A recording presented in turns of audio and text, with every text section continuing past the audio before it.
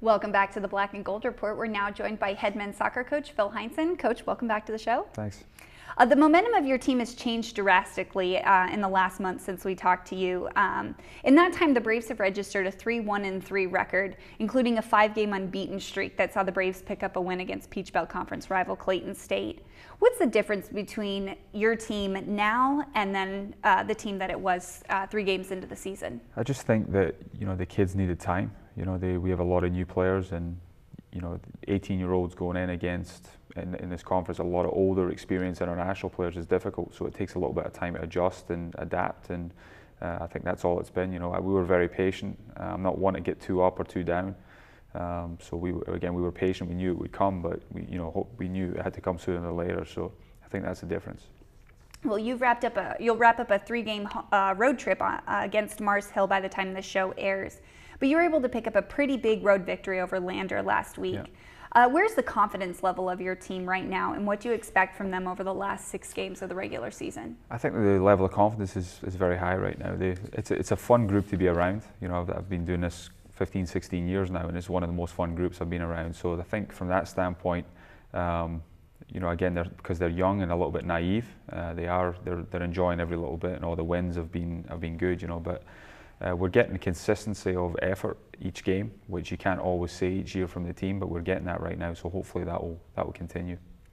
Well, let's talk about some of the individual performances now. The first name anyone should pull out of the stat sheet is redshirt freshman goalkeeper Kenneth Perkinson. Yeah. How much has Kenneth figured into the success of your team this year, and how much has he progressed both as a goalkeeper and a leader on your team through 10 games? I think he's progressed a lot. He had big shoes to fill in Ryan Hansen, and the thing is, you always know with young guys they're going to make some mistakes, and a goalkeeper's going to make some mistakes. Kenneth has made some, but he come up with some very big games, big saves, kept us in the game. He was fantastic against Lander the other night. So he's again developed his leadership, but the key is you have to be patient, because if they make one mistake and then you yank them, then you can't make any progress. So you just have to understand that mistakes are going to be made, be patient, and it's starting to pay off. Well, Kenneth is the backbone of a very tough defense that the Braves have shown this year. What has impressed you most about your defense, and what would you say is the major strength of this club? I think just the character of the kids. I think they've really shown that when the chips are down a little bit, then they can fight back, and they've done that. So I think it's more the character and the consistency of the effort that we're getting from them right now is what's impressed me the most. Well, offensively, Sam Miles leads your club with 4 goals, including a pair of game winners this season.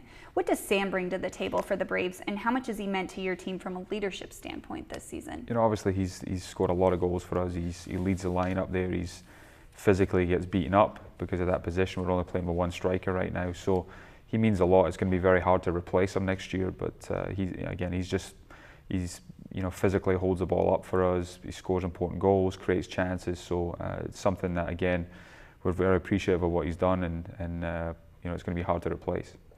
Well, you've also had a host of newcomers play significant roles for you, particularly in midfielder Nathan Legg and in defender Tom Devitt. What is the potential of not only those 2 guys, but also for your team in general as you move into next year and beyond? I think the potential is really high. We also have a couple of kids that are redshirting right now that are going to be impact players for us.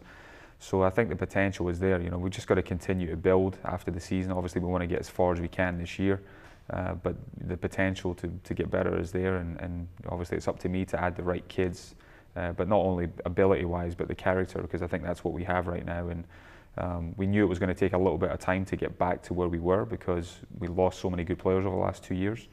But I think we're definitely going in the right direction. Well, you have some pretty big conference matchups still on the horizon, with Young Harris at home on the 25th and a trip to USC Aiken on the 29th, as well as when the show airs, you will be playing North Georgia. What are some of the things that your team needs to do down the stretch to be successful? I think just keep the consistency up. The league right now, Young Harris is going to win the league by a mile. They're just way better than everybody else. But I think from 2 through 9, it could be anyone. We could.